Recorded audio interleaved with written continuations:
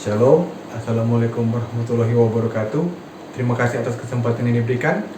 Perkenalkan, nama saya Benadus Suda Johannes Kapes dengan NIM 17043-125. Pertama-tama, saya ingin mengucapkan terima kasih kepada Tuhan Yang Maha Esa, dan saya ingin mengucapkan terima kasih kepada dosen pembimbing pertama saya, yaitu Ner Johannes Tene SE AK MSA CA BKP, dan dosen pembimbing kedua saya yaitu Ner Jufri Rompas SE MSI, dan kepada dosen-dosen penguji yang telah meluangkan waktu pada saat ini.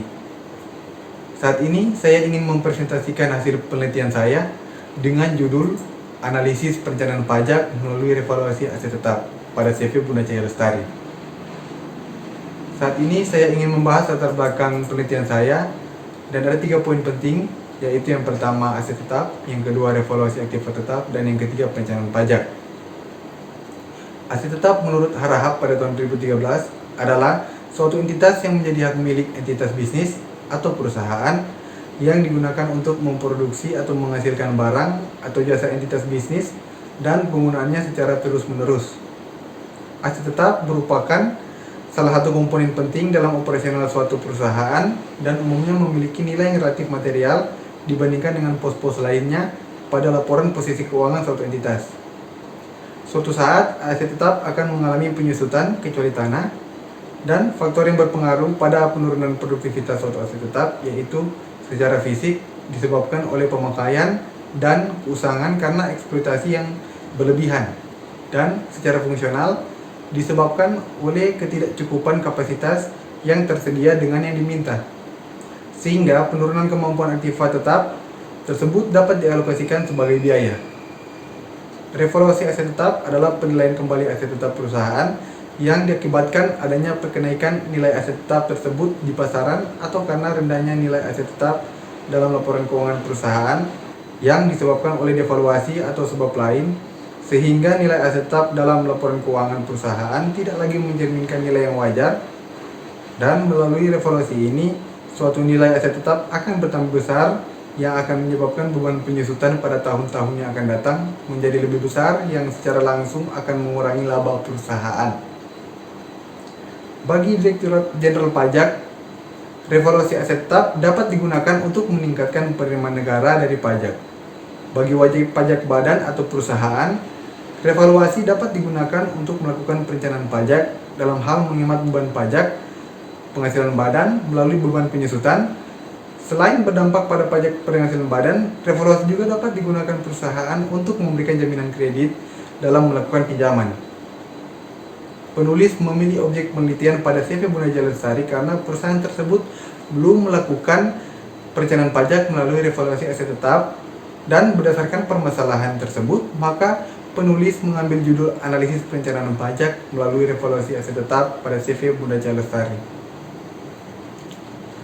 Rumusan masalah pada penelitian ini yaitu bagaimana perencanaan pajak melalui revaluasi aset tetap pada CV Bunda Cahaya Lestari, dan tujuan penelitian ini adalah untuk menganalisis perencanaan pajak melalui revaluasi aset tetap pada CV Bunda Cahaya Lestari. Dan kegunaan penelitian ini yaitu yang pertama, bagi penelitian selanjutnya diharapkan penelitian ini dapat menjadi masukan yang berguna sebagai landasan untuk penelitian selanjutnya. Untuk penulis, penelitian ini sebagai sarana untuk memperluas dan memperdalam pengetahuan mengenai revaluasi aset tetap terhadap CV Bunda Cahaya Lestari. Dan bagi masyarakat, penelitian ini diharapkan dapat memberikan informasi dan pengetahuan akan perencanaan pajak melalui revaluasi aset tetap. Dan pada saat ini penelitian akan membahas tinjauan pustaka, yaitu yang pertama ada pajak, yang kedua ada perencanaan pajak, yang ketiga ada revaluasi aktiva tetap, dan yang keempat ada aktiva tetap. Pengertian pajak menurut Mardiasmo pada tahun 2016 adalah iuran yang dibayarkan oleh rakyat kepada negara yang masuk dalam kas negara yang ditetapkan pada undang-undang dan pelaksanaannya dapat dipaksakan tanpa adanya balas jasa. Pengertian perencanaan pajak dalam akuntansi pajak menyatakan bahwa perencanaan pajak adalah cara untuk memenuhi kewajiban perpajakan dengan benar, tetapi jumlah pajak dapat ditekan serendah mungkin guna memperoleh laba dan likuiditas yang diharapkan. Dan pengertian revaluasi aktiva tetap yaitu revaluasi aktiva tetap berdasarkan PSAK 16 adalah penilaian kembali aktiva tetap perusahaan yang diakibatkan adanya kenaikan nilai aktiva tetap tersebut di pasaran atau karena rendahnya nilai aktiva tetap dalam laporan keuangan perusahaan yang disebabkan oleh revaluasi atau sebab lain dari perusahaan, sehingga nilai aset tetap dalam laporan keuangan tidak lagi mencerminkan nilai yang wajar. Dalam aktiva tetap yaitu ada pengertian aktiva tetap berdasarkan PSAK nomor 16 butir 5. Aktiva tetap adalah aktiva berwujud yang diperoleh dalam bentuk siap pakai atau dengan dibangun lebih dulu, yang digunakan dalam operasional perusahaan, tidak dimaksud untuk dijual dalam rangka kegiatan normal perusahaan, dan mempunyai masa manfaat lebih dari 1 tahun. Kriteria aktiva tetap yaitu yang pertama digunakan untuk operasional perusahaan, memiliki masa manfaat lebih dari 1 tahun, dan memiliki nilai yang relatif tinggi. Dan penelitian terdahulu bisa dilihat di slide berikut.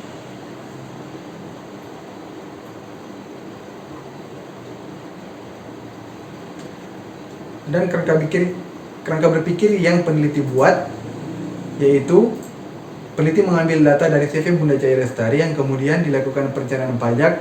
Setelah dilakukan perencanaan pajak melalui revaluasi aktiva tetap, maka didapatkan hasil analisis yang kemudian akan direkomendasikan kepada CV Bunda Cahaya Lestari.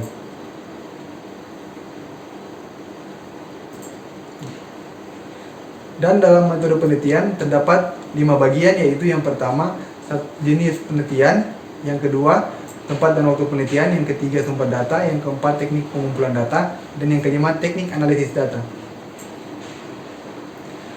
Jenis penelitian yang peneliti ambil yaitu dengan metode kualitatif. Penelitian kualitatif adalah penelitian yang bersifat deskriptif dan cenderung menggunakan analisis. Krianto menyatakan bahwa riset kualitatif bertujuan untuk menjelaskan fenomena dengan sedalam-dalamnya melalui pengumpulan data sedalam-dalamnya.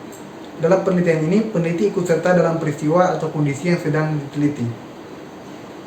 Tempat dan waktu penelitian yaitu tempat di CV Bunda Cahaya Lestari, Jalan 14 Februari, Teling Bawah, Wenang, Kota Manado. Waktu 10 Juli sampai dengan 21 Juli 2021. Sumber data yang peneliti ambil dalam penelitian ini berasal dari CV Bunda Cahaya Lestari. Dalam mendukung data-data primer yang berupa laporan keuangan, peneliti mengambil sumber data sekunder yang berasal dari internet, browser, jurnal-jurnal penelitian terdahulu yang berupa teori-teori dari ahli pajak dan akuntansi, serta undang-undang perpajakan yang berlaku di Indonesia. Teknik pengumpulan data yang peneliti pakai yaitu yang pertama wawancara, yang kedua observasi, yang ketiga studi dokumen. Peneliti memakai teknik analisis data yang pertama pengumpulan data melalui observasi, wawancara, dan dokumentasi. Yang kedua reduksi data. Mereduksi data berarti merangkum, memilih hal-hal yang pokok, memfokuskan pada hal-hal yang penting. Ketiga, penyajian data. Penyajian data bisa dilakukan dalam bentuk uraian singkat, bagan, hubungan antar kategori, flowchart, dan sejenisnya. Dan yang keempat, kesimpulan dan verifikasi diikuti dengan pekerjaan menuliskan, mengedit, mengklasifikasi, reduksi, dan menyajikan data keilmian dalam penelitian yang dengan metode kualitatif sangat diutamakan sehingga demi menjaga keilmian data yang diperoleh. Dan hasil penelitian dan pembahasan yang peneliti dapatkan yaitu gambaran umum objek penelitian, yaitu CV Bunda Cahaya Lestari berdiri pada 27 Februari 2018. Perusahaan ini bergerak di bidang barang dan jasa seperti jasa advertising, biro reklame, iklan, catering, konveksi, cleaning service, travel atau periode perjalanan, dan menjalankan dagang umum diantaranya import, ekspor lokal, interinsular, menjadi agen atau perwakilan, supplier, referensier, grosier, distributor atau penyalur dari segala macam barang-barang yang dapat dilakukannya, antara lain alat tulis kantor, dan dari perusahaan lainnya baik dalam atau maupun luar negeri, dan atas perhitungan sendiri maupun atas tanggungan pihak lain secara komisi. Identitas CV Bunda Cahaya Lestari bisa dilihat dalam slide berikut. Visi dan misi CV Bunda Cahaya Lestari yaitu visi untuk menjadi persero yang bercahaya bagi banyak orang. Yang kedua, menjadi yang terdepan di semua bidang usaha yang kami lakukan. Yang ketiga, menciptakan nilai-nilai yang bermanfaat di lingkungan masyarakat. Yang terakhir adalah berkontribusi dalam kemajuan Indonesia. Dan misi CV Bunda Cahaya Lestari yaitu dengan handal dan sepenuh hati kami memberikan pelayanan terbaik. Dan yang kedua, kepuasan kepada para pemangku kepentingan, yaitu dalam pelanggan, rekanan, karyawan, pemilik perusahaan, dan lingkungan, dengan pertumbuhan dan manfaat yang berkelanjutan. Struktur organisasi CV Bunda Cahaya Lestari bisa dilihat dalam slide berikut. dan perencanaan pajak melalui revaluasi aset tetap pada CV Bunda Cia Lestari. Peneliti menggunakan perencanaan pajak, yaitu yang pertama, analisis informasi yang ada. Berdasarkan atas laporan keuangan CV Bunda Cia Lestari untuk tahun yang berakhir pada tahun 31 Desember 2019, perusahaan belum melakukan revaluasi aset tetap untuk kendaraan. Dengan itu, peneliti mengambil metode harga pasar saat ini. Diketahui bahwa harga pasar dari pemasok website auto.com, revaluasi aset tetap kendaraan pada tahun 2019 dapat dilihat pada tabel berikut, yaitu kendaraan Suzuki Grand Vitara dengan nilai wajar 132 juta. Tabel di atas menunjukkan aset tetap kendaraan yang diukur pada nilai wajar dengan model revaluasi sebesar 130 juta. Dan yang kedua, yaitu membuat satu model atau lebih rencana kemungkinan besarnya pajak. Selisih lebih revaluasi aset tetap merupakan objek pajak penghasilan, yang mana nilai wajar suatu aset tetap dengan nilai buku aset tetap tersebut pada tahun nilai buku kendaraan direvaluasi sebesar 100 juta. Dan berikut adalah perhitungan selisih revaluasi atas kendaraan, yaitu nilai wajar kendaraan sebesar 130 juta dikurangi dengan nilai buku kendaraan sebesar 100 juta dan didapatkan selisih lebih revaluasi kendaraan sebesar 30 juta. Perhitungan tersebut menunjukkan bahwa selisih lebih revaluasi aset tetap atas kendaraan adalah sebesar 30 juta. Atas selisih revaluasi aset tetap kendaraan milik perusahaan untuk tujuan perpajakan akan dikenakan tarif pajak penghasilan sebesar yang bersifat final. Yang ketiga, evaluasi pelaksanaan rencana pajak. Pada tahun 2020, perusahaan dapat memanfaatkan kebijakan pajak untuk revaluasi aset tetap sesuai Peraturan Menteri Keuangan Nomor 191/PMK.10/2015. Perusahaan dapat melakukan revaluasi aset tetap untuk tujuan perpajakan dengan mendapatkan perlakuan khusus apabila permohonan melakukan revaluasi aset tetap yang diajukan kepada Direktorat Jenderal Pajak dalam waktu yang sejak berlakunya PMK tersebut sampai dengan tanggal 31 Desember 2016. PPh pasal 19 merupakan pajak yang bersifat final. Tarif yang dikenakan untuk menghitung PPh final yang tergantung jangka waktu melakukan revaluasi, yaitu tarif 3%, tarif 4%, tarif 6%, dan yang terbaru tarif 10%. Berdasarkan pelakuan perhitungan PPh final tersebut, maka didapatkan aset tetap kendaraan pada tahun 2020 selisih nyeri lebihnya revaluasi sebesar 30 juta dikalikan tarif 10% dan peneliti mendapatkan PPh final sebesar 3.200.000 atas kendaraan. Dan yang keempat, perbandingan sebelum dan sesudah revaluasi aset tetap. Sebagai akibat dari revaluasi aset tetap, nilai buku aset tetap yang direvaluasi mengalami perubahan. Berikut ini tabel yang menyajikan perbandingan nilai aset tetap tanah sebelum revaluasi aset tetap dan sesudah revaluasi aset tetap. Kendaraan sebelum revaluasi sebesar 100 juta dan sesudah revaluasi sebesar 130 juta dan selisih yang didapatkan sebesar 30 juta. Dan revaluasi atas aset tetap kendaraan yang dilakukan oleh peneliti pada tahun 2021 juga mendapatkan pajak berupa PPh final atas revaluasi aset tetap yang akan dibayar perusahaan sebagai yang bisa dilihat dalam tabel, yaitu pajak ini sebesar 5.800.000 dan sesudah revaluasi sebesar 5.800.000 dan PPh final atas revaluasi aset tetap dalam sesudah revaluasi sebesar 3.200.000 dan jumlahnya sebesar 9 juta dan terdapat selisih 3.200.000. Dan yang terakhir adalah memutihkan rencana pajak. Beban yang dibayar perusahaan sebagai wajib pajak badan memberikan tinjauan lebih lanjut terhadap penerapan perencanaan pajak melalui revaluasi aset tetap pada CV Bunda Cia Lestari. Beban pajak yang harus dibayar perusahaan menjadi lebih besar jika melakukan revaluasi aset tetap dibanding jika perusahaan tidak melakukan revaluasi aset tetap. Hal ini disebabkan karena aset tetap yang direvaluasi adalah kendaraan, di mana seharusnya perusahaan mencatat nilai buku kendaraan sebesar 130 juta, tetapi menggunakan nilai pasar yang digunakan sebesar 100 juta, sehingga menyebabkan terjadinya kenaikan nilai buku aset tetap kendaraan.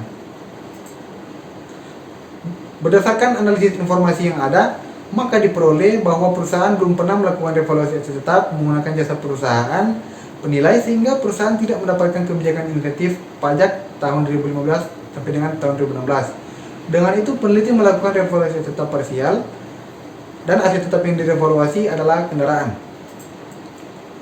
Perencanaan pajak adalah suatu proses mengorganisasi usaha wajib pajak sedemikian rupa agar utang pajak baik dalam pajak penghasilan maupun pajak lainnya, berada dalam jumlah minimal. Perusahaan dapat menggunakan strategi penghematan pajak atau tax saving melalui cara revaluasi aset tetap. Peneliti melakukan penelitian mengenai perencanaan pajak melalui revaluasi aset tetap kendaraan menggunakan metode harga pasar saat ini. Metode ini menentukan nilai wajar aset tetap kendaraan sesuai dengan harga dari pemasok. Di sini peneliti mengambil sumber dari website auto.com.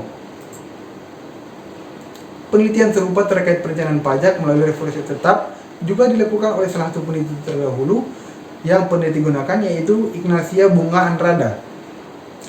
Terkait keuntungan revaluasi aset tetap dalam mengurangi beban pajak, nilai aset tetap perusahaan yang rendah akan meningkat setelah melakukan revaluasi aset tetap. Pada saat nilai aset tetap tersebut meningkat, maka akan berpengaruh juga terhadap meningkatnya beban pajak yang dibayar perusahaan. Dan peneliti akan membahas kesimpulan dan rekomendasi dalam penelitian ini, yaitu kesimpulan yang peneliti dapatkan adalah hasil penelitian dan pembahasan dalam penerapan perencanaan pajak melalui revaluasi aktiva tetap dalam penelitian pada CV Boneci Lestari belum maksimal, dikarenakan perusahaan belum pernah melakukan revaluasi aset tetap sebelumnya, sehingga peneliti mengolah data yang peneliti dapatkan di dalam perusahaan. Dan rekomendasi yang dapat peneliti berikan kepada perusahaan yaitu adalah perusahaan seharusnya melakukan revaluasi aset tetap menggunakan perusahaan jasa penilai perpajakan agar supaya bisa mendapatkan informasi konkret mengenai revaluasi aset tetap, terlebih dalam aset tetap kendaraan bermotor yang bisa terjadi penyusutan tiap tahun dan bisa meminimalisir beban pajak perusahaan. Dan untuk peneliti selanjutnya, diharapkan bisa memperdalam penelitian tentang revaluasi aset tetap untuk tujuan perpajakan dengan metode rasio-rasio, serta memperdalam pengetahuan akan perencanaan pajak dengan metode lainnya. Demikian presentasi hasil penelitian saya. Terima kasih atas perhatian dosen-dosen penguji. Mohon bantuan dan sarannya. Terima kasih.